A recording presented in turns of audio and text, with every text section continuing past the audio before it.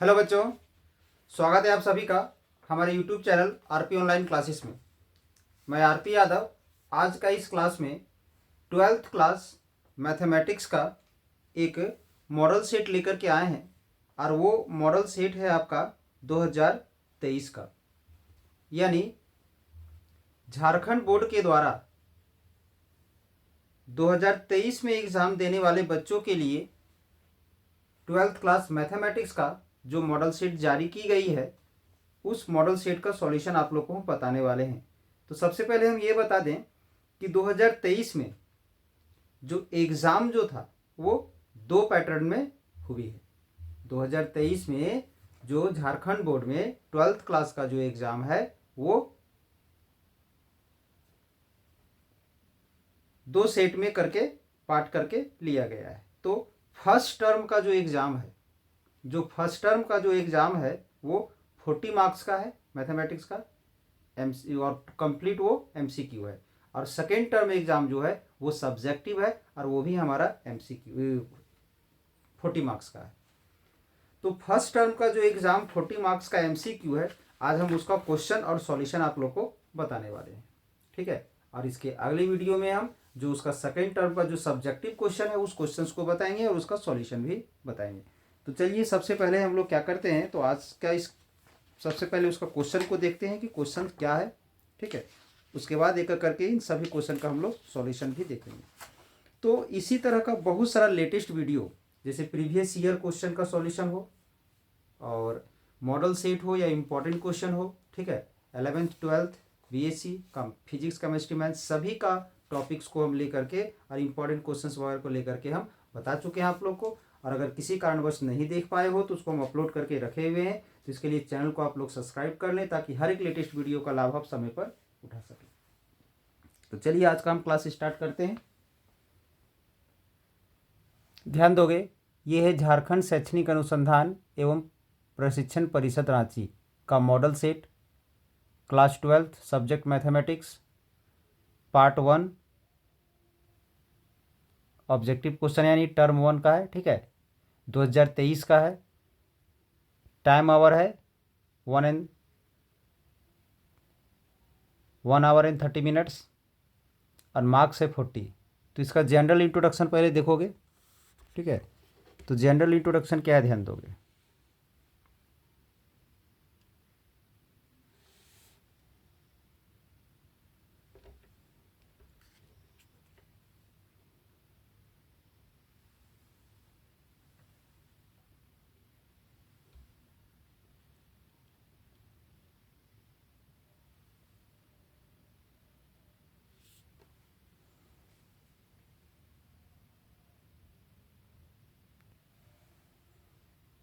Question में ध्यान दोगे।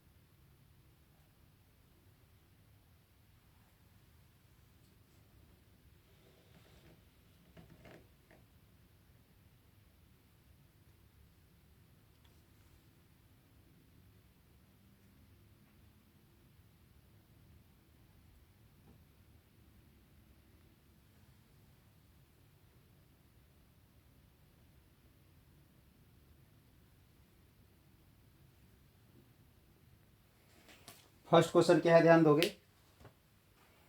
फर्स्ट क्वेश्चन है लेट ए इक्वल टू, ए जो है सो एक सेट है, 2 4 6 8 है, and R be a relation defined on A H. R जो रिलेशन है वो इस प्रकार से डिफाइन किया गया है, ठीक है। Then R is reflexive, symmetric, transitive, none of this. यानी पूछा गया है कि आर जो है सो वो क्या है, आर रिफ्लेक्सिव है या सिमेट्रिक है या ट्रांजिटिव है या नन ऑफ दीज है, ठीक है, ये पूछा गया है। तो सबसे पहले हम लोग सिमेट्रिक, रिफ्लेक्सिव और ट्रांजिटिव का प्रॉपर्टी क्या है इसको जानते हैं। तो ध्यान दोगे, अगर रिफ्लेक्सिव में क्या होता है, रिफ्लेक्सिव में क्या होता है, तो for all A belongs to A, यानी ये जो सेट है इसमें जितने सारे एलिमेंट बिलोंग्स कर रहे हैं उन सभी एलिमेंट के लिए अगर ए कॉमा ए का जो ऑर्डर्ड पेयर होगा वो अगर आर में बिलोंग्स कर रहा है तो इसे हम लोग क्या बोलते हैं, तो रिफ्लेक्सिव बोलते हैं, ठीक है। यानी इस सेट में जितने सारे एलिमेंट हैं सभी के लिए ए कॉमा ए का जो ऑर्डर्ड पेयर होगा वो आर में बिलोंग्स करना चाहिए। यानी जैसे कि ए में हमारा कौन कौन सा एलिमेंट है, 2 है, 4 है, 6 है, 8 है। तो अगर 2 के लिए 2 कॉमा 2 अगर यहाँ प्रेजेंट होता, फिर 4 कॉमा 4 यहाँ प्रेजेंट होता, 6 कॉमा 6 प्रेजेंट होता, 8 कॉमा 8 प्रेजेंट होता, ये चारों का चारों एलिमेंट प्रेजेंट होता। ऐसा नहीं कि इसमें से कोई 3 प्रेजेंट है और कोई 1 प्रेजेंट नहीं है, चारों का चारों इसमें प्रेजेंट होता, तो जाके उसे हम क्या बोलते हैं, रिफ्लेक्सिव बोलते हैं। बट चारों तो दूर की बात, यहाँ तो एक भी प्रेजेंट नहीं है, ये भी नहीं है, ये भी नहीं है, ये भी नहीं है, ये भी नहीं है, एक भी एलिमेंट यहाँ ये प्रेजेंट नहीं है। तो इसका मतलब है कि ये जो है सो रिफ्लेक्सिव नहीं है, ठीक है। अब सिमेट्रिक की अगर बात की जाए, सिमेट्रिक की अगर बात की जाए तो इफ ए कॉमा बी अगर बिलोंग्स कर रहा है आर में, आर में अगर ए कॉमा बी बिलोंग्स कर रहा है तो इस ऑर्डर्ड पेयर को उल्टा कर दिया जाए। तो उल्टा करने से क्या होगा,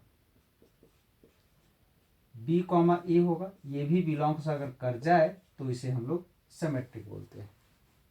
मतलब आर में अगर कोई एलिमेंट प्रेजेंट है तो उसको उल्टा करने से जो ऑर्डर्ड पेयर तैयार होगा, अगर वो ऑर्डर्ड पेयर भी उसमें प्रेजेंट है तो उसे हम लोग सिमेट्रिक बोलेंगे, ठीक है। तो 2 4 प्रेजेंट है, अब 2 4 को उल्टा करेंगे तो क्या होगा, 4 2 होगा 4 2 भी है उसमें, ठीक है। 4 6 प्रेजेंट है, उल्टा करेंगे तो क्या होगा, 6 4 होगा, 6 4 भी प्रेजेंट है उसमें। यानी ये जो है सो सिमेट्रिक है, ठीक है, क्या है, सिमेट्रिक है, ठीक है। अब ट्रांजिटिव के लिए क्या होता है, ट्रांजिटिव के लिए क्या होता है, ट्रांजिटिव के लिए होता है कि इफ ए कॉमा बी अगर हमारा बिलोंग्स कर रहा है आर में और बी कॉमा सी अगर आर में बिलोंग्स कर रहा है, अगर ये दोनों बिलोंग्स कर रहा है तो ध्यान रहे ये जो दो ऑर्डर्ड पेयर है हमारा ना, इसका लास्ट कोऑर्डिनेट और इसका फर्स्ट कोऑर्डिनेट इक्वल होना चाहिए। तो अब इसका लास्ट कोऑर्डिनेट इसका फर्स्ट कोऑर्डिनेट को हम यहाँ से हटा देंगे तो क्या बचेगा, ए कॉमा सी बचेगा, ए कॉमा सी बचेगा। अगर ऐसा हो गया तो इसे हम लोग ट्रांजिटिव बोलेंगे, अगर ऐसा हो गया तो क्या बोलेंगे, ट्रांजिटिव। तो अब ध्यान दोगे यहाँ से 2 4 है और 4 2 है, इसका लास्ट और इसका फर्स्ट इक्वल है, दोनों को अगर हम हटा देते हैं, दोनों को अगर हम हटा देते हैं तो क्या बचेगा, 2 कॉमा 2 बचेगा, जो कि इसमें है नहीं। अगर नहीं है तो ये हमारा ट्रांजिटिव भी नहीं होगा, ठीक है। तो ऐसे तो ये एमसीक्यू क्वेश्चन है, ठीक है। अगर आप इसको सॉल्व करके दिखाना चाहते हो, ठीक है, अगर रीजन पूछा जाएगा तो यहाँ लिख सकते हैं इस प्रकार से, हम लोग लिखेंगे since two comma 2 does not belongs to R. तो सिर्फ 2 कॉमा ही 2 क्यों, 3 कॉमा 3 भी, 4 कॉमा 4 भी प्रेजेंट नहीं है, 6,6 भी प्रेजेंट नहीं है, 8,8 भी प्रेजेंट नहीं है, तो किसी भी एक को हम दिखा दिए। और अगर ऐसा नहीं है तो लिख सकते हैं therefore R is not reflexive, यानी ये जो है सो रिफ्लेक्सिव नहीं है। अब सिमेट्रिक में आते हैं तो लिखेंगे since 2,4 belongs to R, then उल्टा करके देखेंगे 4,2 तो ये भी हमारा बिलोंग्स कर रहा है, and also 4,6 belongs to R, then 6,4 belongs to R. Therefore R is symmetric, यानी R क्या है हमारा सिमेट्रिक है। R जो है सो क्या है सिमेट्रिक है। ट्रांजिटिव के लिए देखते हैं, since 2,4 belongs to R and 4,2 belongs to R, ये दोनों बिलोंग्स कर रहा है। 2,4 बिलोंग्स कर रहा है, 4,2 बिलोंग्स कर रहा है, बट यहाँ 4 से 4 कैंसिल होगा तो 2,2 बचेगा। 2,2 does not belongs to R, therefore R is not transitive. R जो है सो ट्रांजिटिव नहीं है, यानी फाइनल रिजल्ट क्या आया कि ये जो है सो सिर्फ और सिर्फ सिमेट्रिक है, यानी इसका आंसर क्या हो जाएगा तो बी हो जाएगा। आंसर हो जाएगा B number, R is symmetric. Clear. Question number 2 में ध्यान दोगे, सेम क्वेश्चन है। इसमें बोला गया है इफ ए, ये जो सेट ए है इसमें एलिमेंट ए दिया हुआ है, बी दिया हुआ है, सी दिया हुआ है, एंड आर इक्वल टू ये दिया हुआ है, ठीक है। Be a relation on A then R is, तो पूछा जा रहा है कि आर क्या है, रिफ्लेक्सिव है या सिमेट्रिक है या ट्रांजिटिव है या नन ऑफ दीज है। सेम क्वेश्चन है लगभग। तो यहाँ ध्यान दोगे ए के लिए ए तो बिलोंग्स कर रहा है, बट बी के लिए बी और सी इसमें बिलोंग्स नहीं कर रहा है, इसलिए ये रिफ्लेक्सिव नहीं होगा। तो लिखेंगे since B does not belongs to R and C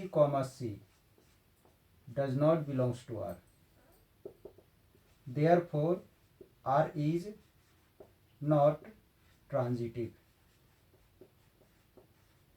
R जो है सो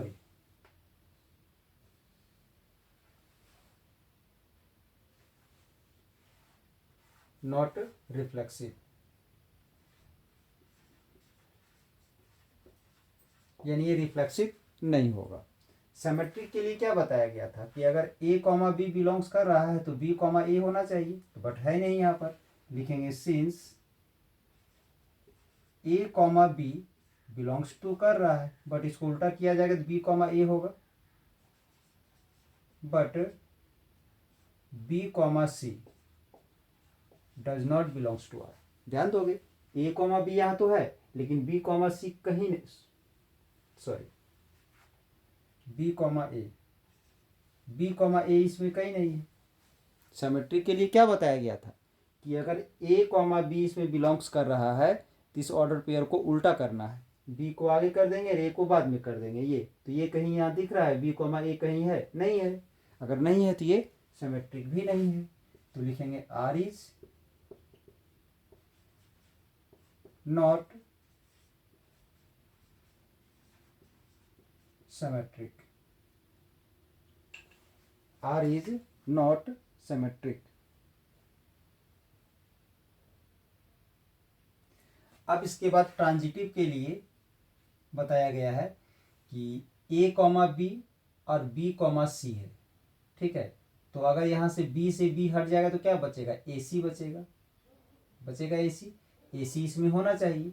उसी प्रकार से ए और ए सी में से ए और ए हट जाएगा तो ए सी बचेगा, या ए और ए बी में से ए हट जाएगा तो ए बी बचना चाहिए। तो तो लगभग लगभग हर एक एलिमेंट के लिए यहाँ पर बिलोंग्स कर ही रहा है, ध्यान दोगे। Since a comma a belongs to R and a comma b belongs to R, बताया गया था, क्या बताया गया था अभी कि फर्स्ट कोऑर्डिनेट का लास्ट कोऑर्डिनेट और सेकंड वाले का फर्स्ट कोऑर्डिनेट, ये दोनों क्या होना चाहिए, तो इक्वल होना चाहिए। अगर ऐसा है, ये दोनों इक्वल है, तो दोनों इक्वल को हम हटा देंगे यहाँ से, तो a कॉमा क्या बचेगा, b बचेगा। a comma b belongs to R, belongs तो कर रहा है, ए भी तो है ही इसमें। उसी प्रकार से अगर हम इन दोनों को लेके चलते हैं, ठीक है, अब यहाँ से इसका लास्ट और इसका फर्स्ट इक्वल है, हटा देंगे तो क्या बचेगा, a कॉमा सी बचेगा। तो a कॉमा सी तो यहाँ पर है ही। फिर उसी प्रकार से अगर इसको और इसको लेके चलते हैं, ठीक है, इसको और इसको लेके चलते हैं, यहाँ से b हट जाएगा तो क्या बचेगा, a कॉमा सी बचेगा। तो a कॉमा सी यहाँ पर है। इसी प्रकार से दिखाएंगे, सबको दिखाना जरूरी नहीं है, जो एक्चुअली में फेल करता है ना, जो नहीं लागू होता है, उसको हम लोग दिखाने की कोशिश करते हैं। a कॉमा सी, यहाँ से a कॉमा बी ले लिए और b कॉमा सी ले लिए, ये ध्यान दोगे। a कॉमा बी बिलोंग्स कर रहा है, b कॉमा सी बिलोंग्स कर रहा है, तो इसका लास्ट और इसका फर्स्ट को हटा देते हैं, हटाने से क्या बचेगा, a कॉमा सी बचेगा।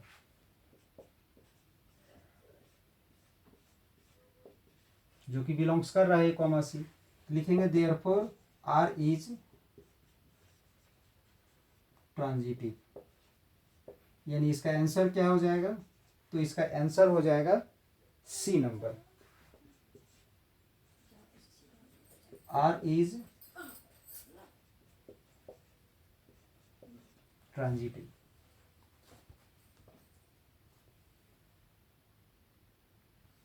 ध्यान दोगे, इसमें क्वेश्चन में पूछा गया है the function f from n to n is defined by fx equal to 2x। तो इसमें पूछा गया है, चार ऑप्शन है, is 1 1 but not onto, second में है 1 1 1 2, सी में है ऑन टू बट नॉट 1 1, और डी में है नन ऑफ दीज। तो आप लोग अगर पढ़े होंगे तो बता दें ये मेरा 1 1 है बट ऑन टू नहीं है, ठीक है। तो कैसे, सो ध्यान दोगे। अब अगर हम यहाँ लेट कर लेते हैं, let x1 comma x2 belongs to n such that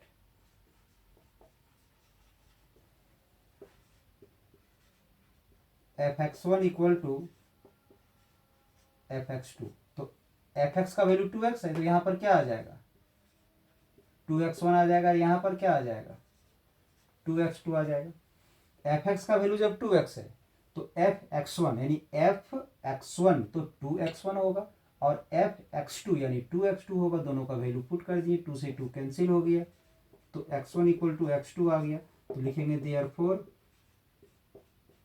fx is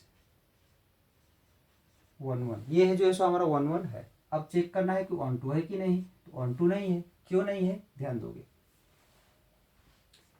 अगर हम यहाँ पर x के जगह पर 1 लेंगे तो इसका वैल्यू क्या हो जाएगा, 2 हो जाएगा। अगर यहाँ पर हम 2 लेंगे तो इसका क्या हो जाएगा, 4 हो जाएगा। अगर यहाँ 3 लेंगे तो यहाँ क्या हो जाएगा, 6 हो जाएगा। यानी यहाँ पर जो नेचुरल नंबर में 1 2 3 4 5 6 7 8 9 10 सब का सब है, सिर्फ इवन नंबर ही हमारा इसके किसी न किसी का इमेज बन रहा है। यानी यहाँ का जो 1 है वो किसी का इमेज नहीं है, यहाँ का जो 3 है वो किसी का इमेज नहीं है, यहाँ का जो 5 है वो किसी का इमेज नहीं है। यानी यहाँ जो हमारा एलिमेंट है हमारा 1 3 5 ऐसा एलिमेंट, इस 1 को यहाँ पर प्राप्त करने के लिए यहाँ 1/2 लेना पड़ेगा। यानी यहाँ 1/2 लेंगे ना तब जाके यहाँ 1 आएगा, यहाँ पर हम 3/2 लेंगे तब जाके यहाँ 3 आएगा, यहाँ हम 5/2 लेंगे तब जाके यहाँ 5 आएगा, जो कि यहाँ पर है ही नहीं। जब यहाँ 1/2 नहीं है, इसका मतलब है कि यहाँ का ये जो 1 है वो किसी से प्राप्त नहीं हो रहा है, मतलब किसी का भी इमेज नहीं है, ठीक है। तो ध्यान दोगे, सिंस यह लेट कर लेते हैं, लेट fx इक्वल टू, अगर हम y लेट कर लेते हैं, fx का वैल्यू मेरा 2x है, ठीक है, तो x इक्वल टू क्या आ जाएगा, y/2 आ जाएगा। अब ध्यान दोगे, ये जो x है वो इस n का एलिमेंट है, ये जो y है इसका एलिमेंट है। तो यहाँ लिखेंगे since y belongs to natural number. तो y का वैल्यू हम लोग ले सकते हैं 1। अगर y का वैल्यू 1 ले लेंगे तो x का वैल्यू क्या हो जाएगा, 1/2 हो जाएगा, जो बिलोंग्स नहीं कर रहा है। Therefore it is not onto. ठीक है, यानी इसका आंसर क्या हो जाएगा, यानी इसका आंसर हो जाएगा 1 है बट नॉट ऑन टू, यानी ए नंबर हो जाएगा 1 बट नॉट ऑन टू। या तो फिर सिंपल तरीके से इस तरीके से भी समझ सकते हो, क्योंकि ये तो एमसीक्यू क्वेश्चन है, इसे हमें सॉल्व तो करना नहीं है। अगर हमें सॉल्व नहीं करना है तो इसको समझने का एकदम सिंपल सा तरीका है, क्या है सो ध्यान दोगे।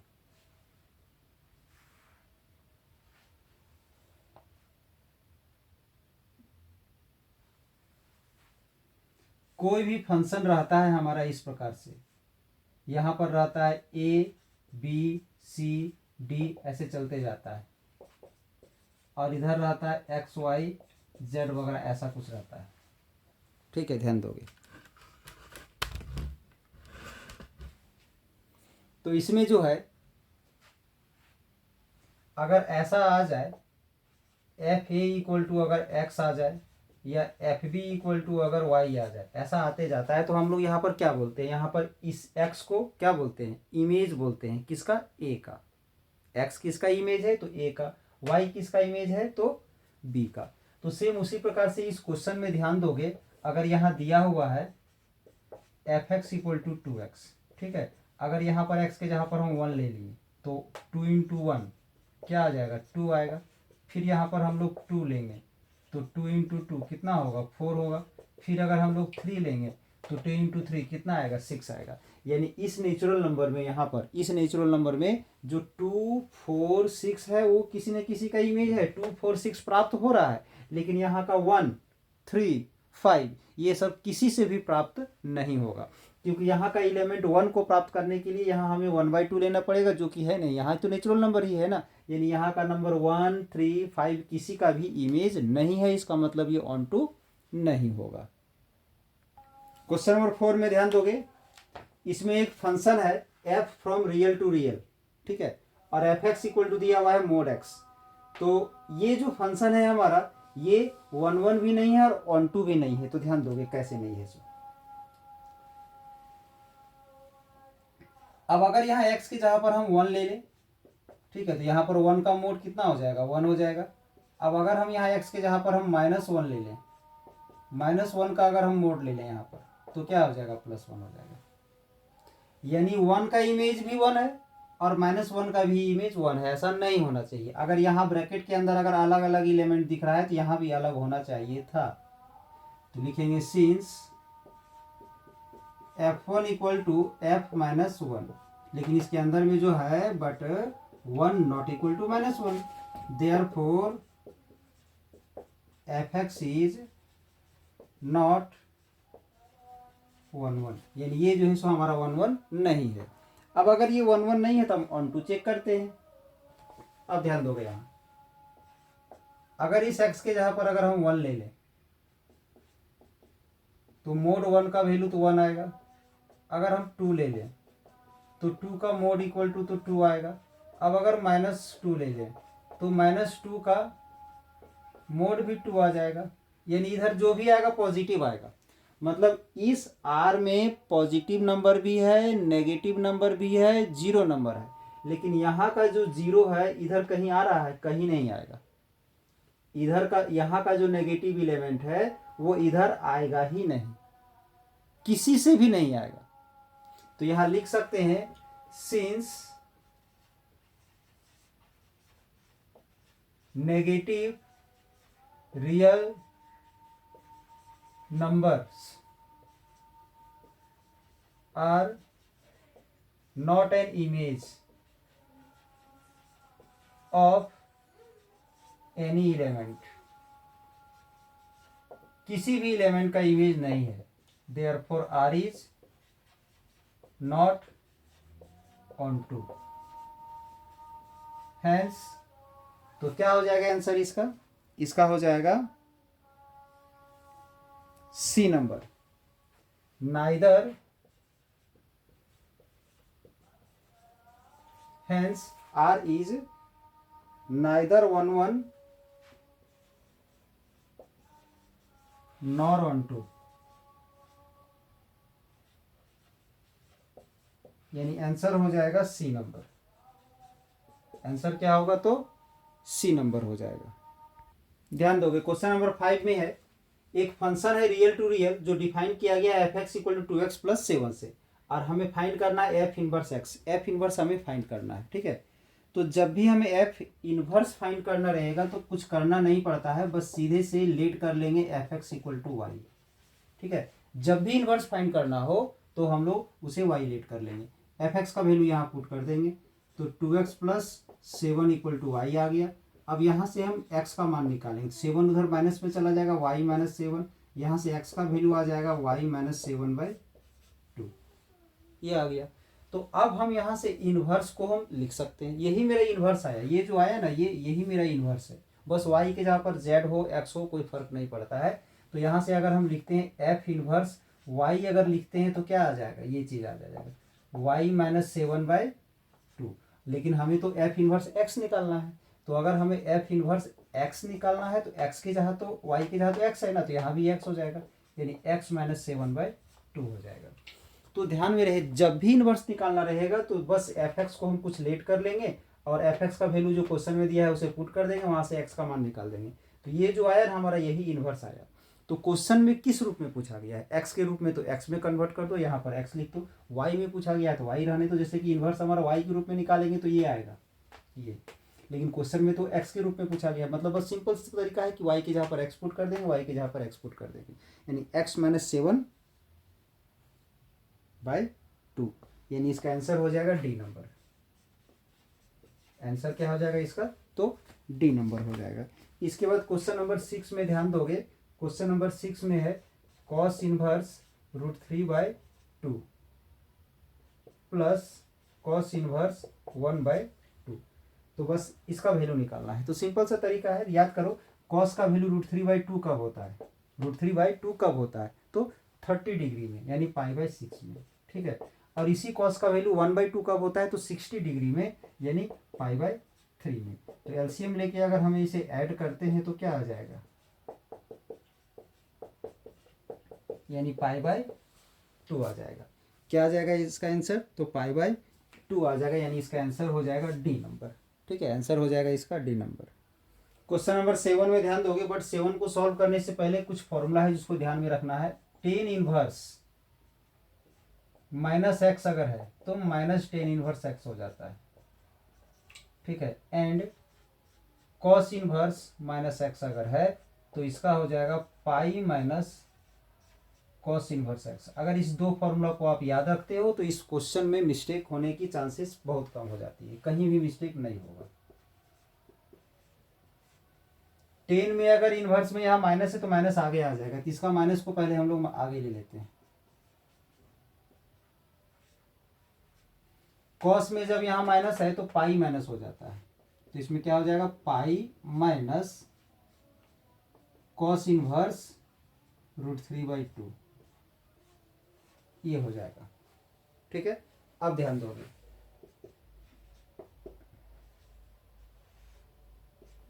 tan इनवर्स √3, तो ध्यान रहे tan का वैल्यू √3 कब होता है, tan का वैल्यू जो है वो √3 कब होता है, तो tan का वैल्यू √3 होता है 60 डिग्री में, 60 डिग्री यानी π/3। cos का वैल्यू √3/2 कब होता है, तो cos का वैल्यू √3/2 होता है हमारा 30 डिग्री में, 30 डिग्री यानी π/6, ये आ गया। अब इसमें एलसीएम लोगे यहाँ पर तो 6 आ जाएगा, तो यहाँ मल्टीप्लाई होगा -2π, यहाँ 6π और यहाँ -π। तो सॉल्व करेंगे तो आ जाएगा 6π - 3π, यानी 3π/6, यानी sin π/2 दैट इज 1। इसका आंसर क्या आ गया तो 1 आ गया। यानी इसका आंसर हो जाएगा ए नंबर, आंसर होगा ए नंबर।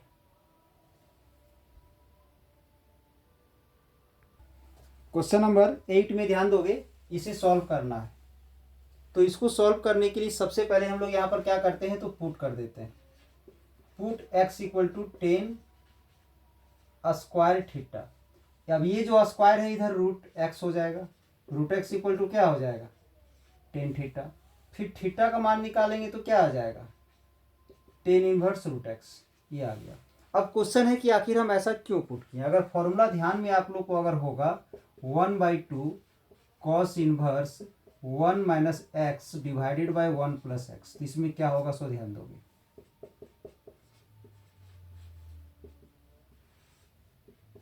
ये जो x है, x का वैल्यू क्या है 10 square theta divided by 1 plus x का वैल्यू यहां पर से क्या है 10 स्क्वायर थीटा, मतलब x का वैल्यू पुट कर दिए। अगर ट्रिगोनोमेट्री आप लोग पढ़े हो तो ये मेरा cos 2 थीटा है, ये है क्या है cos 2 थीटा। cos 2 थीटा का फॉर्मूला है ये पूरा का पूरा, ये cos 2 थीटा। तो cos इनवर्स से cos अगर यहाँ से अगर हट जाएगा कैंसिल हो जाएगा तो ये बच जाएगा 2 थीटा, 2 से 2 कैंसिल होगा तो क्या बचेगा थीटा। अब ध्यान दोगे थीटा का वैल्यू हम पुट कर देंगे यहाँ से, तो थीटा का वैल्यू क्या है 10 इनवर्स रूट एक्स, ठीक है। यानी आंसर इसका क्या हो जाएगा तो सी नंबर हो जाएगा, आंसर हो जाएगा इसका सी नंबर।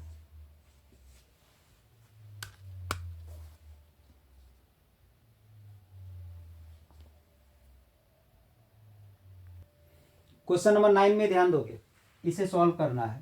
तो इसे सॉल्व करने के लिए एक फॉर्मूला आता है जो ध्यान दोगे 10 inverse x plus 10 inverse y, इसका फॉर्मूला क्या होता है सो ध्यान दोगे 10 inverse x plus y divided by 1 minus x into y, ये होता है फॉर्मूला, ठीक है। तो एक्स का वैल्यू मेरा क्या है 1/4 और वाई का वैल्यू क्या है 2/9, तो यहाँ पुट कर देंगे 10 इनवर्स एक्स के जहाँ पर 1/4 ले लिए, वाई के जहाँ पर 2/9 ले लिए, फिर 1 माइनस एक्स के जहाँ पर 1/4 और वाई के जहाँ पर 2/9, ये आ गया। अब इसे सॉल्व कर देना है। इन दोनों में एलसीएम लोगे तो कितना आएगा 36, 9 एंड 4 का एलसीएम 36 आएगा। यहाँ पर 9 आ जाएगा और इस 4 से इसको मल्टीप्लाई करेंगे तो 8 हो जाएगा। नीचे भी कुछ ऐसा ही होगा 36, इस 36 से 1 को मल्टीप्लाई करोगे 36 होगा और 1 इंटू 2 का तो 2 आ जाएगा। अब यहाँ से 36 से 36 कैंसिल हो गया, 9 और 8 को ऐड करेंगे तो 17 होगा और इसको सॉल्व करेंगे तो 34 हो जाएगा, यानी कैंसिल होके कितना आ जाएगा 1/2, क्या आ गया 10 इनवर्स 1/2 आ गया, यानी इसका आंसर होगा ए। आंसर क्या हो जाएगा इसका तो ए नंबर हो जाएगा इसका आंसर। क्वेश्चन नंबर 10 में ध्यान दोगे, ये दिया हुआ है, ये गिवन है, ठीक है। और इसमें क्या है क्वेश्चन में then value of x and y are respectively, यानी यहाँ से एक्स एंड वाई का वैल्यू हमें फाइंड करना है। तो ध्यान दोगे सबसे पहले क्या करेंगे, ये अगर ये मैट्रिक्स है तो ये जो 2 है इन सभी में मल्टीप्लाई हो जाएगा। 2 को यहाँ मल्टीप्लाई करोगे तो आ जाएगा 2x, इसको यहाँ मल्टीप्लाई करोगे तो आ जाएगा 14, यहाँ पर आ जाएगा 10 और इसको यहाँ मल्टीप्लाई करेंगे तो आ जाएगा 2y माइनस 6, ये ठीक है। अब ये जो टर्म है हमारा इसको हम इधर ले जाएंगे,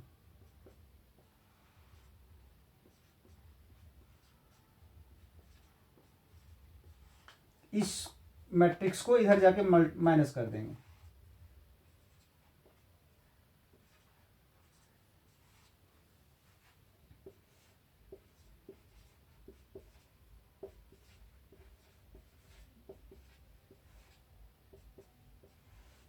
अब ध्यान दोगे 7 माइनस 3, तो 7 माइनस 3 कितना हो जाएगा 4 हो जाएगा।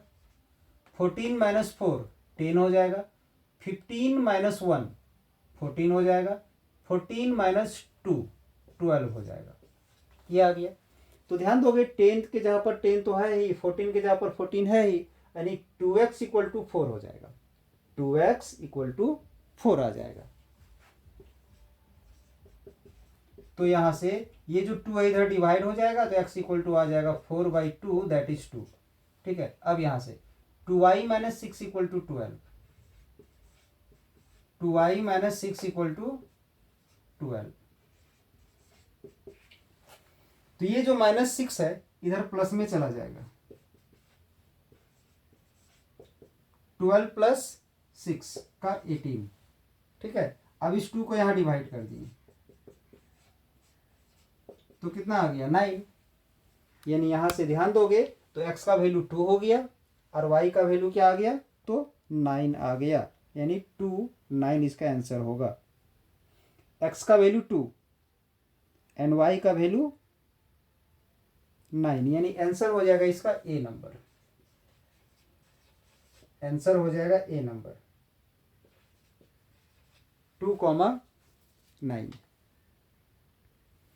ए गिवन है, बी गिवन है, इसमें से हमें फाइंड क्या करना है, तो ए इंटू बी। तो ध्यान दोगे इसमें ए इंटू बी अगर हम फाइंड करते हैं,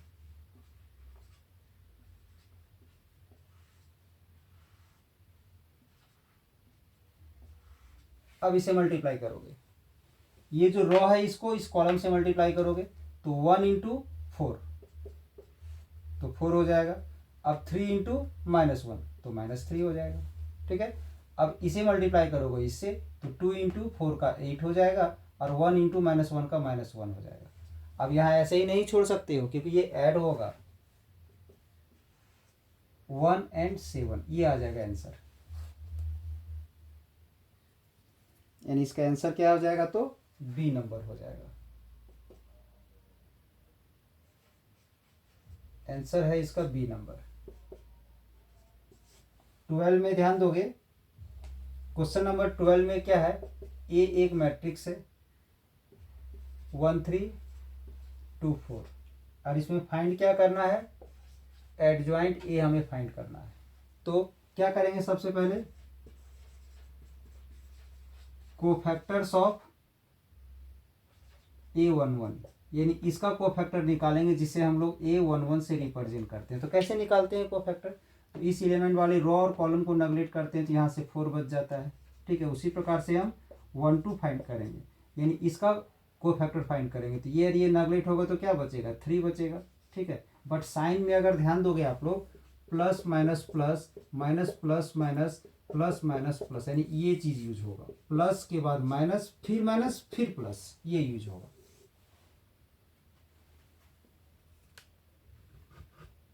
ध्यान दोगे इस साइन के लिए प्लस माइनस माइनस प्लस, यानी प्लस माइनस माइनस प्लस, तो प्लस आया फिर यहाँ पर माइनस हो जाएगा। अब अगर हम निकालते हैं 2 1 का यानी इसका, तो ये भी मेरा माइनस में ही आएगा। तो ये 3 का ये कॉलम और ये रो नेगलेक्ट होगा तो यहाँ से 2 बचेगा। फिर फाइंड करेंगे 2 और 2 का यानी इसका, तो ये नेगलेक्ट होगा तो यहाँ से 1 बचेगा, ये आ गया। अगर ऐसा आ गया तो इसका हम एडजॉइंट लिख सकते हैं। एडजॉइंट लिखने का एकदम सिंपल सा तरीका है, इस एलिमेंट का यहाँ पर कोफैक्टर, इस एलिमेंट का यहाँ पर कोफैक्टर, इस सभी का कोफैक्टर्स को लिख देना है, सभी का कोफैक्टर्स को लिख देना है और लिखने के बाद उसमें ट्रांसपोज लगा देना है, टी क्या करना है तो ट्रांसपोज।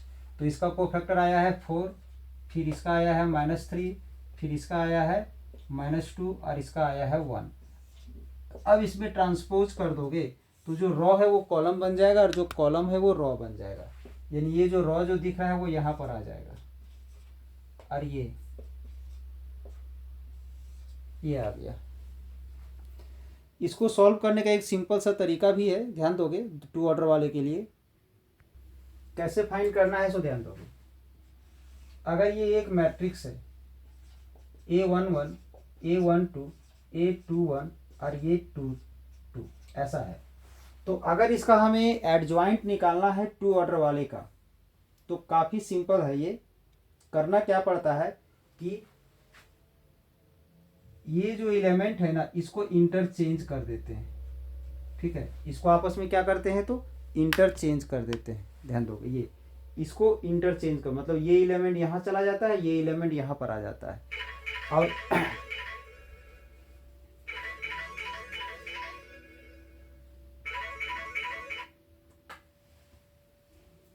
और इसमें ध्यान दोगे तो इसमें हम लोग क्या करते हैं तो साइन चेंज करते हैं। ठीक है, करना क्या है सो ध्यान दोगे,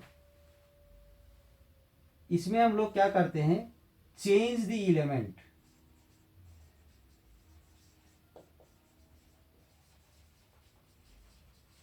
चेंज द एलिमेंट्स, एलिमेंट्स को चेंज कर देते हैं।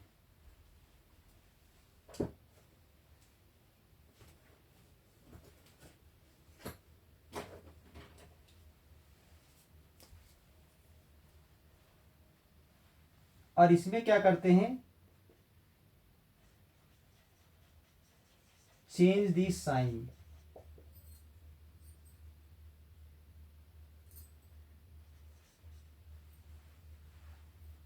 ठीक है, ध्यान दोगे, इसमें एलिमेंट को चेंज करते हैं और इसमें साइन चेंज करते हैं। तो उसके अनुसार अगर हम एडजॉइंट यहां से निकालते हैं किसका, ए का, तो कुछ भी ऐसा फाइंड करने की जरूरत नहीं है, एकदम डायरेक्ट हम बना सकते हैं, इसका डायरेक्ट बना सकते हैं। तो इसमें क्या करना है, एलिमेंट को चेंज करना है, 4 को 1 के जगह ले जाना है और 1 को 4 के जगह पर, यानी यहाँ पर 4 आ जाएगा और यहाँ पर 1 आ जाएगा।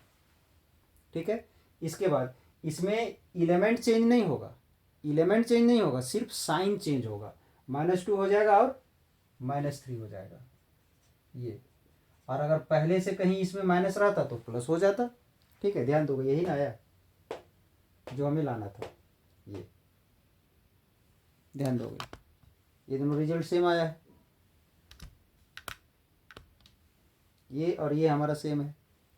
तो 2 ऑर्डर वाले मैट्रिक्स के लिए एडजॉइंट निकालने एकदम सिंपल सा तरीका है कि ये जो है हमारा, जिसे हम लोग डायगोनल एलिमेंट कहते हैं, डायगोनल एलिमेंट को चेंज कर देना है और ये जो है उसका साइन को चेंज कर देना है, यानी इसके अनुसार इसका आंसर क्या हो जाएगा,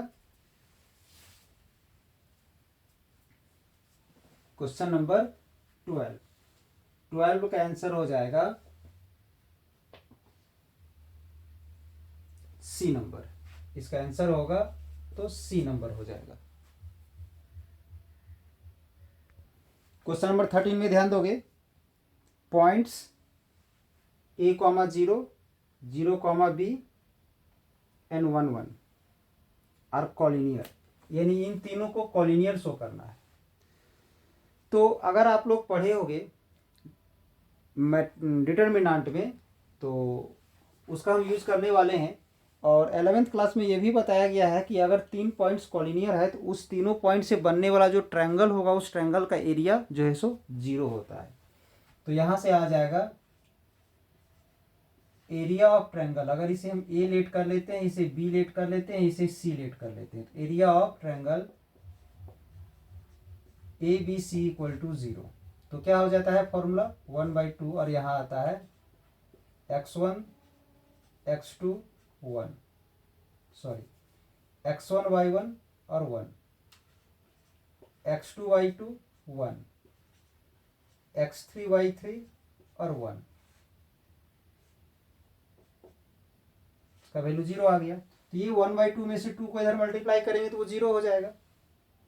अब ये है x1 y1, तो यहाँ पर आ जाएगा a है, यहाँ 0, a 0 1, फिर ये x2 y2, तो यहाँ आ जाएगा 0, यहाँ आ जाएगा b और यहाँ आ जाएगा 1, फिर यहाँ 1 1 1 1 1 1 आ गया। अब इसे सॉल्व करना है, कैसे, तो डिटर्मिनेंट मेथड से सॉल्व करना है।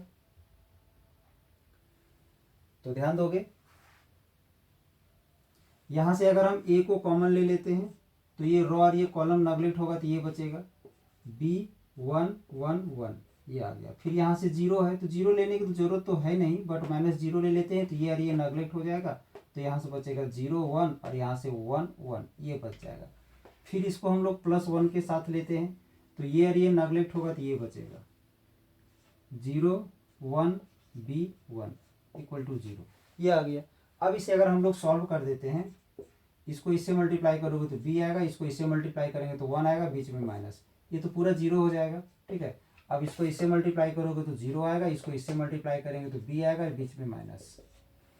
इसको इसमें मल्टीप्लाई कर दोगे ए बी, इसको इसमें मल्टीप्लाई करो माइनस ए, और यहाँ से माइनस बी इक्वल टू 0 आ गया। ठीक है, अब थोड़ा सा ध्यान दोगे, ये दोनों माइनस को हम उधर ले जाएंगे तो ए बी इक्वल टू आ जाएगा ए प्लस बी। अब इसमें हम लोग क्या करेंगे कि ए बी से दोनों तरफ हम लोग डिवाइड कर देते हैं। ठीक है, डिवाइडिंग बाय ए बी, तो यहाँ पर ए बी डिवाइड करोगे, A B by A B equal to, यहाँ भी ए बी डिवाइड करेंगे तो आ जाएगा A by A B plus B by A B, ऐसा आ गया।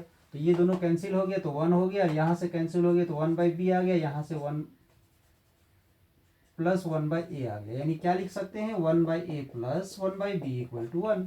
यानी ये है हमारा आंसर। कहाँ पर है तो कौन सा ऑप्शन हो जाएगा आंसर इसका, तो सी नंबर हो जाएगा। इसका आंसर हो जाएगा C number.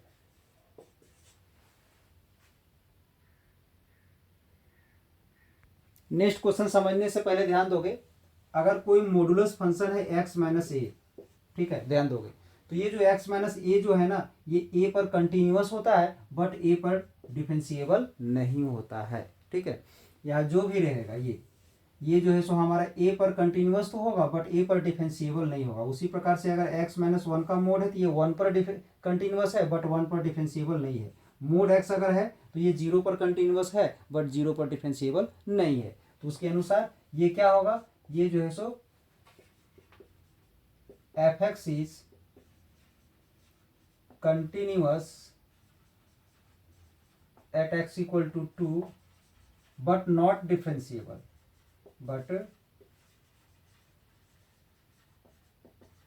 But not differentiable at X equal to 2। तो यही चीज यहाँ पूछा गया था कि is continuous but not differentiable at, मतलब कौन सा पॉइंट पर ये कंटिन्यूअस है और डिफरेंशिएबल नहीं है। तो 2 है, यानी इसका आंसर क्या हो जाएगा, तो बी नंबर हो जाएगा इसका आंसर। 14 का आंसर हो जाएगा बी नंबर।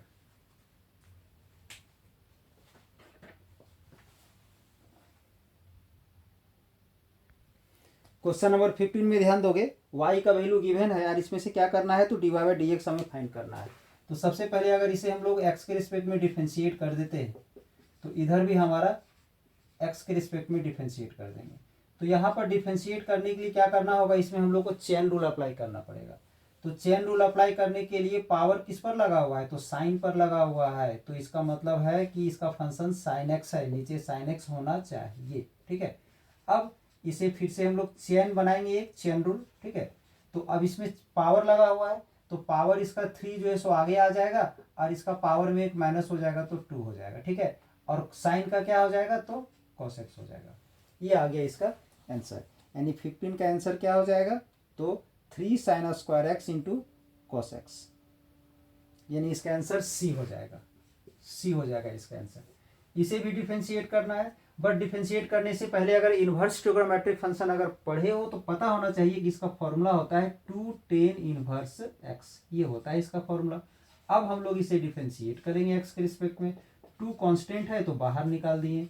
अब tan इनवर्स x को डिफरेंशिएट करेंगे तो फॉर्मूला अगर पढ़े हो तो tan इनवर्स x का डिफरेंशिएशन 1/1 प्लस एक्स स्क्वायर होता है, यानी 2/1 प्लस एक्स स्क्वायर हो गया।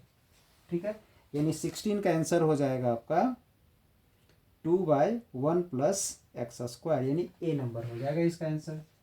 इसका आंसर हो जाएगा ए नंबर। अब यहाँ से 17 नंबर क्वेश्चन है एक, तो 17 में क्या है तो x plus 2y equal to 10x दिया हुआ है। ठीक है, अब यहाँ से भी हमें d y by d x find करना है। ठीक है, x plus 2y equal to 10x दिया हुआ है, d y by d x निकालना है तो इसे डिफरेंशिएट कर दोगे, डी बाई डी एक्स लगा देंगे किसमें, x प्लस 2y में। अब इधर भी हम डी बाई डी एक्स लगा देंगे किस पर, तो 10x में। ठीक है, तो ध्यान दोगे। अब इसे अलग अलग डिफरेंशिएट करोगे,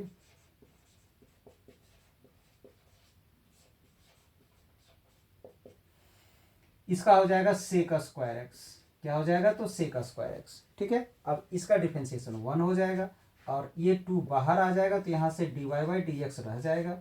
ठीक है, अब यहां से ये जो 1 है, ये जो 1 है उधर माइनस में चला जाएगा तो आ जाएगा sec square x minus one. अब अगर आप लोग पढ़े हो तो पता होना चाहिए sec square x minus one का टेन स्क्वायर एक्स होता है। क्या होता है? तो टेन स्क्वायर एक्स होता है। और ये जो टू है यहाँ पर डिवाइड में चला जाएगा, यानी क्या आ जाएगा 17 का? तो 17 का आ जाएगा ten square x by two, यानी इसका आंसर हो जाएगा सी नंबर। क्वेश्चन नंबर 18 में ध्यान दोगे, ये एक इक्वेशन दिया हुआ है जिससे सॉल्व करके हमें d y by d x find करना है। तो सेम वैसे ही इसे भी डिफरेंशिएट कर दोगे एक्स के रिस्पेक्ट में, इसे भी डिफरेंशिएट करोगे एक्स के रिस्पेक्ट में।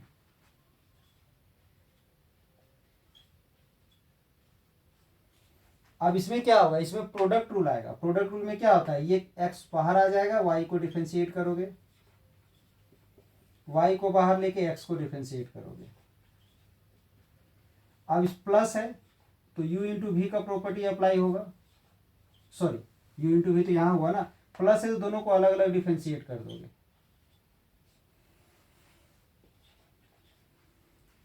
अब यहां से x d y by d x ऐसे ही रह जाएगा।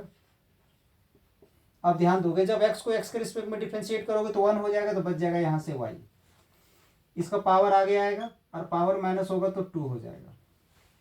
इसे डिफरेंशिएट करने से पहले हम लोग इसमें चेन रूल अप्लाई करेंगे, क्योंकि जिस पर पावर लगा हुआ है वो नीचे होना चाहिए। तो यहाँ y पर पावर है तो नीचे y होना चाहिए, तो y ले लिए। अब d y by d x ये आ गया।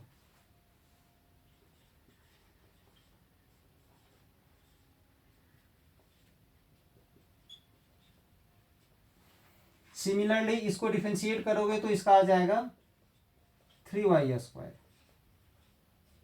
D y by d x. अब ये जो हमें d y by d x निकालना है ना, तो ये d y by d x वाले को इधर ले आते हैं, इधर।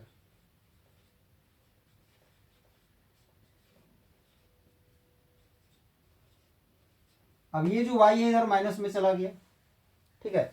अब यहां से d y by d x common लोगे तो यहां से x बचेगा और यहां से 3y स्क्वायर बचेगा।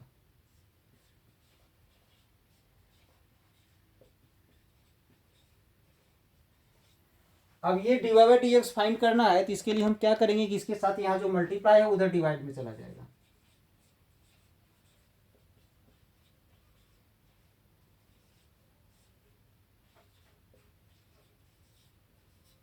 ये आ गया हमारा d y by d x का वैल्यू, यानी 3x square minus y divided by x minus 3y square, यानी इसका आंसर हो जाएगा बी नंबर। क्या हो जाएगा इसका आंसर? तो बी नंबर हो जाएगा इसका आंसर।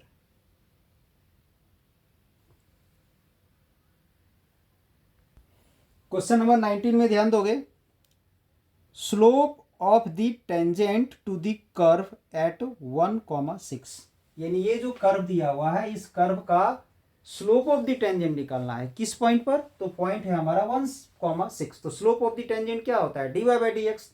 तो सबसे पहले हम लोग इसे डिफरेंशिएट करेंगे, तो डिफरेंशिएट कर दिए,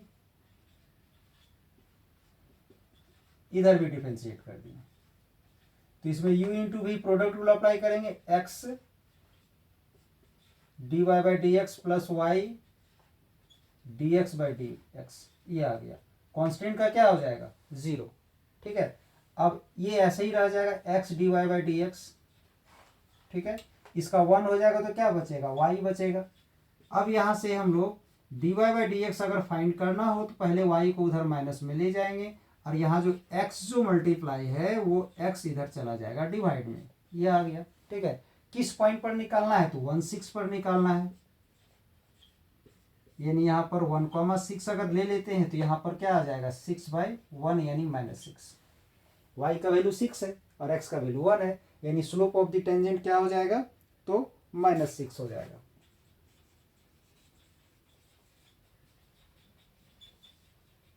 slope of the tangent equal to क्या हो गया? तो -6 हो गया, यानी आंसर क्या हो जाएगा? तो इसका आंसर हो जाएगा ए नंबर। आंसर क्या होगा?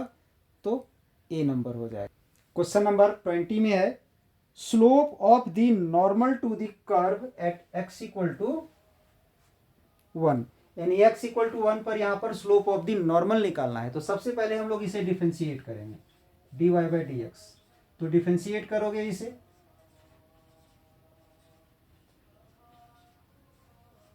तो एक्स स्क्वायर का हो जाएगा 2x और x का हो जाएगा 1। अब कौन सा पॉइंट पर फाइंड करना है, तो 1 पर। x का वैल्यू अगर 1 लोगे तो यहाँ पर आ जाएगा 2 into 1 minus 1, that is 2 minus 1, that is 1 आ गया। ठीक है ये। But slope of the normal क्या होता है,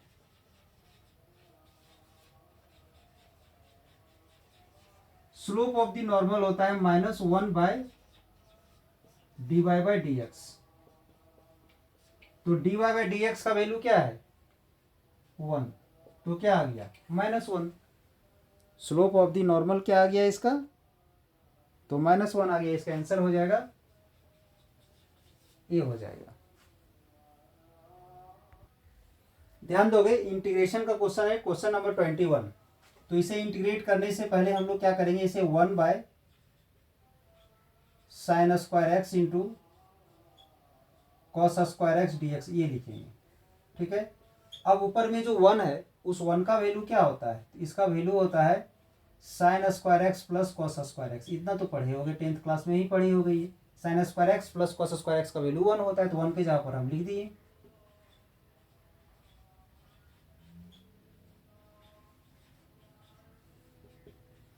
अब ये जो टर्म है दोनों में सेपरेट कर दो, अलग अलग डिवाइड कर देंगे। साइन स्क्वायर एक्स में अलग डिवाइड कर दिए इसे,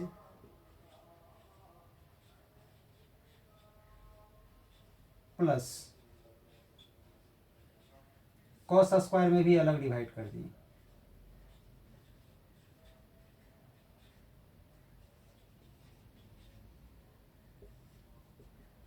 साइन स्क्वायर से साइन स्क्वायर कैंसिल हो गया, तो 1 बाई कॉस स्क्वायर बच गया यहाँ से। उसी प्रकार से कॉस स्क्वायर से कॉस स्क्वायर कट गया, तो क्या आ गया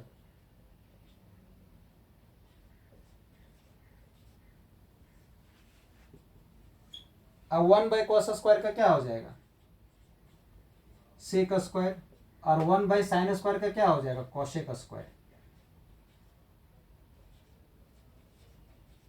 फॉर्मूला अगर पढ़े हो इंटीग्रेशन का तो इसका क्या हो जाएगा, तो 10x हो जाएगा, और इसका क्या हो जाएगा, तो माइनस कॉट एक्स, प्लस में c आ जाएगा। यानी इसका आंसर कहाँ पर है, तो ध्यान दोगे 10x माइनस कॉट एक्स, यानी बी नंबर। आंसर क्या है इसका, तो बी नंबर है इसका आंसर। अब इसी प्रकार से क्वेश्चन नंबर 22 में ध्यान दोगे, 22 में एक क्वेश्चन है,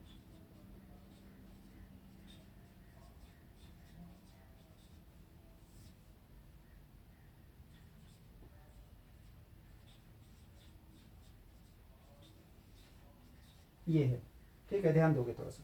अगर देखा जाए तो क्वेश्चन सेम है हमारा, थोड़ा सा ध्यान दोगे। लगभग लगभग सेम है, सेम तो नहीं कर सकते, लगभग लगभग सेम है। जैसे कि यहाँ पर हमारा क्या है माइनस है ना, इसी में अगर चेंज किया जाए, अगर यहाँ पर हम प्लस को माइनस कर दें, ध्यान दोगे ये जो माइनस है, यहाँ अगर हम माइनस ले लेते हैं तो आ जाएगा वो क्वेश्चन, वही क्वेश्चन ना बन जाएगा। तो यानी यहाँ पर माइनस हो जाएगा, यहाँ भी माइनस हो जाएगा, यानी यहाँ भी माइनस हो जाएगा, और इसका माइनस तो ऑलरेडी होता ही है, तो माइनस माइनस यहाँ पर क्या आ जाएगा, तो प्लस आ जाएगा, यानी 10x प्लस कॉट एक्स आ जाएगा। इसका आंसर 22 का आ जाएगा 10x प्लस कॉट एक्स, यानी इसका आंसर हो जाएगा ए नंबर। इसका आंसर क्या हो जाएगा, तो ए नंबर हो जाएगा। क्वेश्चन नंबर 23 में ध्यान दोगे, क्वेश्चन नंबर 23 में इसे इंटीग्रेट करना है। तो इसे इंटीग्रेट करने के लिए सबसे पहले इसे होल स्क्वायरिंग वाला प्रॉपर्टी अप्लाई करेंगे। इसे लिख दिए एक्स स्क्वायर प्लस, इसे लिख दिए 2x प्लस 1 प्लस 1 कर दिए यहाँ। ठीक है, ऐसा इसलिए हम किए हैं क्योंकि यहाँ से लेकर यहाँ तक को हम लिख सकते हैं x plus 1 to the power 2, ये लिख दिए।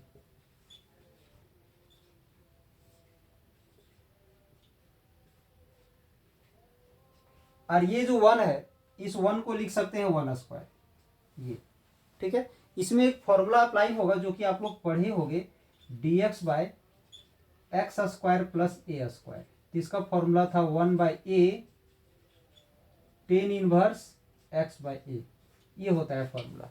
ठीक है, तो उस फॉर्मूला का अगर हम यहाँ पर यूज कर दें तो ये कंप्लीट मेरा x है और ये a है, तो आ जाएगा 1/a दैट इज 1/1, और टेन इनवर्स x बाई ए, तो x मेरा ये पूरा है यानी x प्लस 1/1, ये आ गया प्लस में c, यानी tan inverse x plus 1 plus c, ये आ गया हमारा आंसर। यानी ये हो जाएगा इसका बी नंबर हो जाएगा इसका आंसर, इसका आंसर बी होगा। अब इसके बाद हम लोग 24 को देखते हैं। अब ध्यान दो क्वेश्चन नंबर 24 में इसे इंटीग्रेट करना है, तो सबसे पहले इसमें हम लोग क्या करते हैं, ध्यान दोगे इसको हम इस प्रकार से लिख सकते हैं x by x minus 1 into x minus 2 d x. अब इसमें हम लोग पार्शियल फ्रैक्शन अप्लाई करेंगे, x by x minus 1 into x minus 2। अगर इसमें हम लोग पार्शियल फ्रैक्शन अप्लाई करेंगे तो यहाँ पर क्या आ जाएगा, a by x minus 1 plus b by x minus 2। इतना तो पढ़े होगे आप लोग। पार्शियल फ्रैक्शन अगर नहीं पढ़े हो तो इंटीग्रेशन में पार्शियल फ्रैक्शन का एक हम कंप्लीट लेक्चर बना के रखे हैं, उसे एक बार जरूर देखोगे। इसमें एलसीएम लेंगे x minus 1 into x minus 2, ठीक है, तो इसको क्रॉस मल्टीप्लाई करोगे तो x इंटू एक्स माइनस 2 आ जाएगा, इसको यहाँ मल्टीप्लाई करेंगे तो b इंटू एक्स माइनस 1 आ जाएगा। ये कंप्लीट यहाँ से कैंसिल हो गया, ठीक है। अब यहाँ से x equal to a into x minus 2 plus b into x minus 1 बच गया। अब इसमें a b का वैल्यू फाइंड करने के लिए हम यहाँ पुट कर देते हैं x इक्वल टू 1। जैसे ही हम लोग x इक्वल टू 1 पुट कर देंगे, x इक्वल टू 1, तो यहाँ तो 1 आ जाएगा, 1 माइनस 2 तो क्या आएगा -1, -1 को इससे मल्टीप्लाई करेंगे तो माइनस a आ जाएगा। यहाँ 1 पुट करोगे तो 1 माइनस 1 कट के 0 हो जाएगा, ठीक है, ये यहाँ से एलिमिनेट हो गया। इस माइनस को अगर हम इधर ले आएंगे तो a का वैल्यू क्या आ जाएगा, -1, a का वैल्यू आ गया। अब हम लोग फिर से यहाँ पर पुट करेंगे x इक्वल टू 2,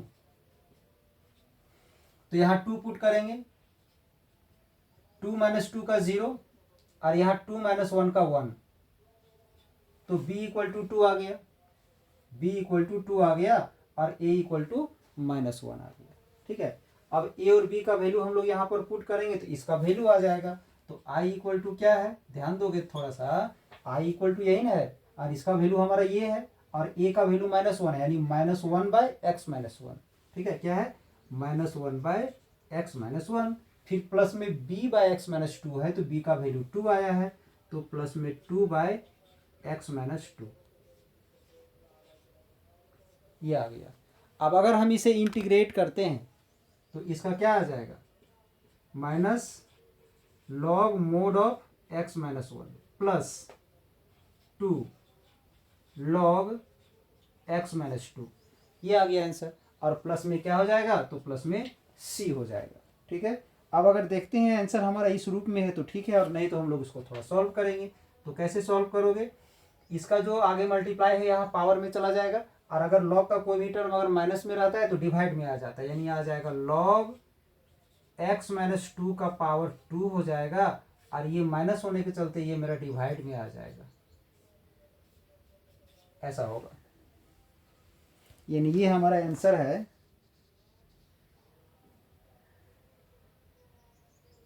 बी में, एक्स माइनस 2 का स्क्वायर है और एक्स माइनस 1 डिवाइड में, यानी इसका आंसर क्या हो जाएगा, तो बी नंबर हो जाएगा। अब 25 नंबर में ध्यान दोगे, 25 में एक क्वेश्चन है,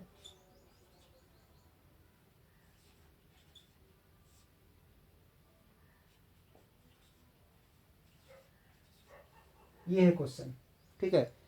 अब इस क्वेश्चन को हमें सॉल्व करना है, इस क्वेश्चन को हमें क्या करना है, तो सॉल्व करना है। तो इसको सॉल्व करने के लिए सबसे पहले ध्यान दोगे, इसका फॉर्मूला होता है टेन इनवर्स एक्स, अभी जो बताए थे, D X by X square plus A square, तो ए स्क्वायर के यहाँ पर 1 है तो टेन इनवर्स एक्स हो जाएगा, और लिमिट पुट करोगे यहाँ पर,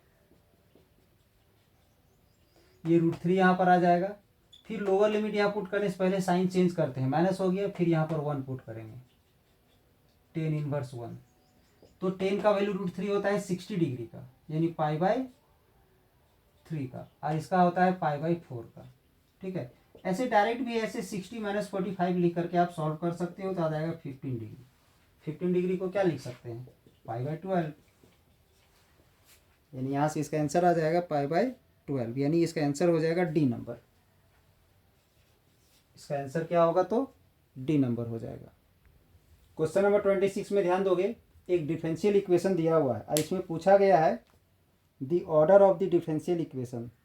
तो ध्यान दोगे ये जो डिफरेंशियल इक्वेशन जो दिख रहा है ये मैक्सिमम कितना बार डिफरेंशिएट किया गया है, अधिकतम कितना बार डिफरेंशिएट किया गया है यहाँ पर। तो ध्यान दोगे अधिकतम 2 बार डिफरेंशिएट किया गया है, मतलब इसका ऑर्डर जो है सो 2 हो जाएगा,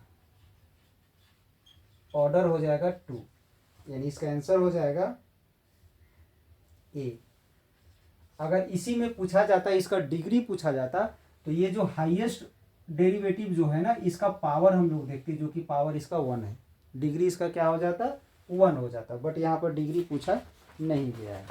अब ध्यान दोगे क्वेश्चन नंबर 27 में, क्वेश्चन नंबर 27 में है degree of the differential equation, degree of the differential equation.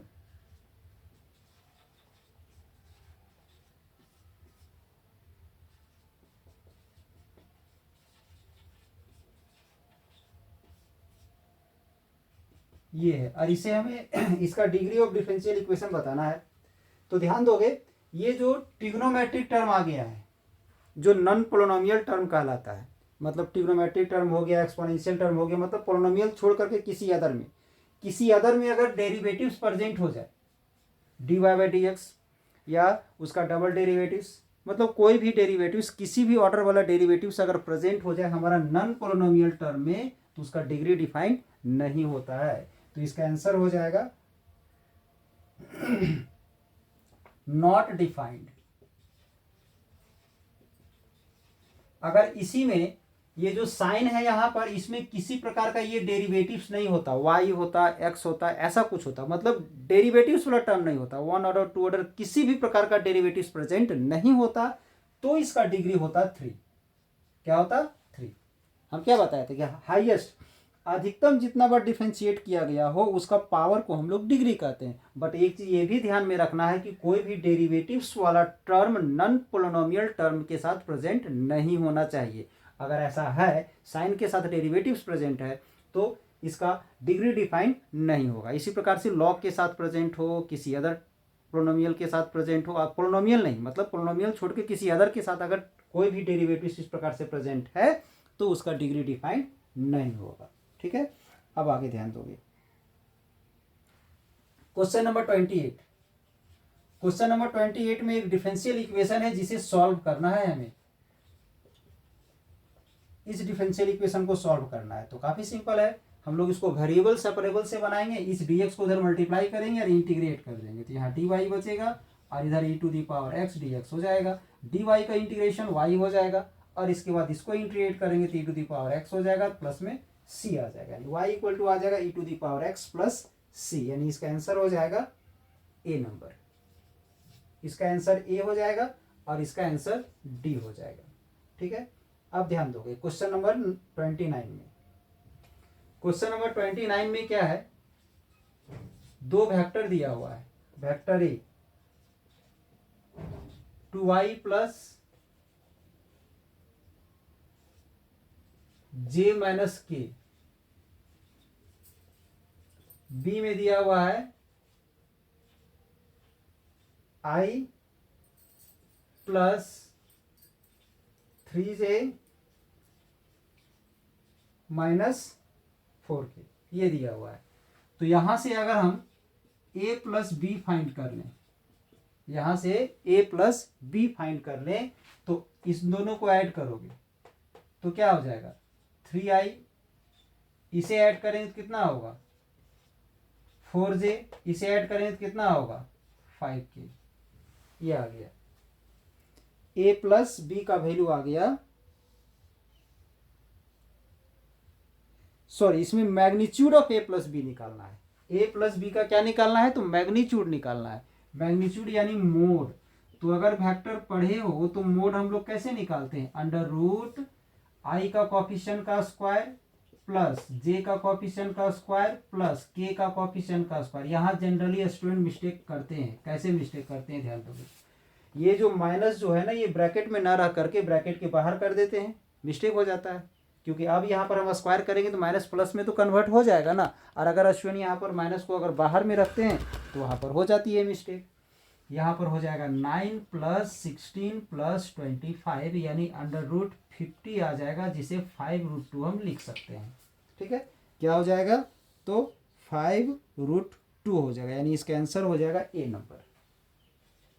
ठीक है, इसका आंसर क्या हो जाएगा तो ए नंबर हो जाएगा। मोड ऑफ ए दिया हुआ है, मोड ऑफ बी दिया हुआ है, a + b का मोड दिया हुआ है, इसमें a - b का मोड हमें फाइंड करना है। तो सबसे पहले हम लोग क्या करेंगे कि a + b का मोड स्क्वायर का वैल्यू निकालते हैं। तो क्या हो जाएगा a + b dot a + b, ऐसा लिख सकते हैं। किसी भी वेक्टर का मोड का स्क्वायर अगर हो ना तो उसको उसी से हम लोग डॉट कर देते हैं। ठीक है, इसका वैल्यू 5 दिया हुआ है तो यहाँ पर हम 5 लिख सकते हैं, 5 का स्क्वायर। अब a का डॉट a के साथ ले लेते हैं, a dot a plus a dot b ले लेते हैं, प्लस b डॉट a ले लेते हैं, फिर b डॉट b ले लेते हैं।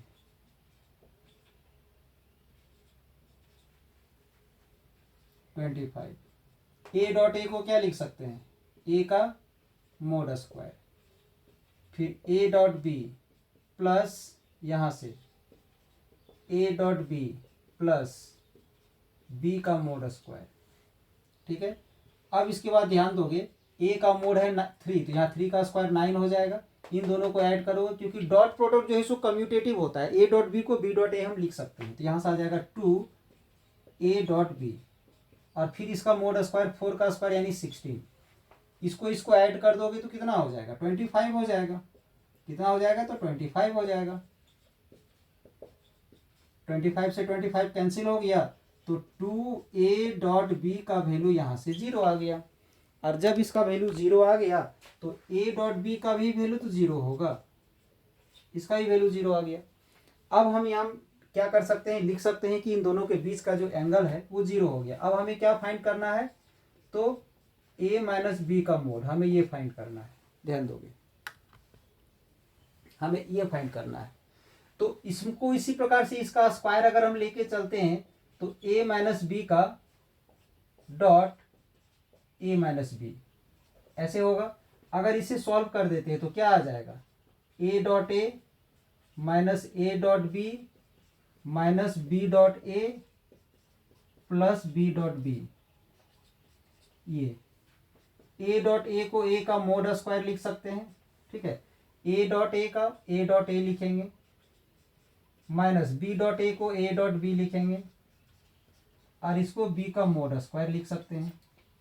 तो जैसा कि अभी हम लोग a डॉट b का वैल्यू क्या लाए हैं, 0 लाए हैं, तो ये दोनों 0 हो जाएगा, और इसका वैल्यू आ जाएगा 3 का स्क्वायर दैट इज 9 माइनस 0 और इसका 4 का स्क्वायर 16 यानी आ जाएगा 25।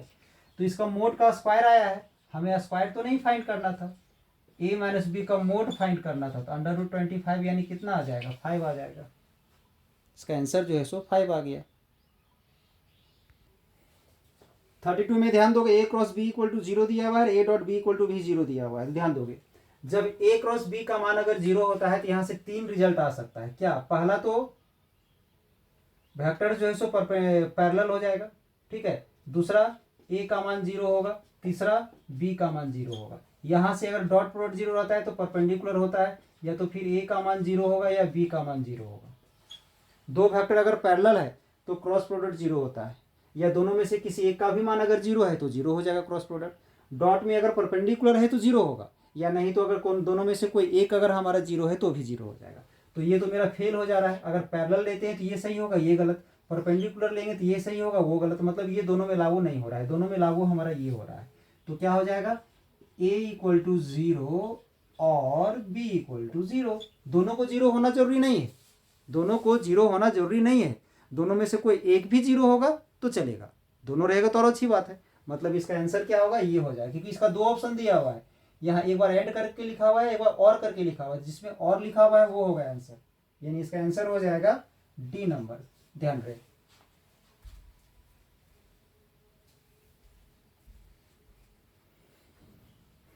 तो ये था हमारा आप लोग का एक मॉडल सेट जो झारखंड बोर्ड के द्वारा 2023 में जारी की गई है। तो 2023 में झारखंड बोर्ड के द्वारा जो भी एग्जाम हुआ था वो 2 टर्म में हुई है, ठीक है। तो ये फर्स्ट टर्म का क्वेश्चन है mathematics 12th class model set का, जो कि 1 to 40 है, बट 40 कंप्लीट आज हम नहीं बता पाए हैं आप लोग को। आज हम आप लोग को बताएं 1 से लेकर के 32 तक। बाकी इसका जो 8 क्वेश्चन जो बच गया है वो हम अगले लेक्चर में इसको लेकर के आएंगे, अगले लेक्चर में बताएंगे। तब तक आप लोग पढ़ते रहिए, और अगर चैनल को अभी तक सब्सक्राइब नहीं किए तो चैनल को सब्सक्राइब कर ले, ताकि हर एक लेटेस्ट वीडियो आपको समय पर प्राप्त होते रहे। चलिए, धन्यवाद।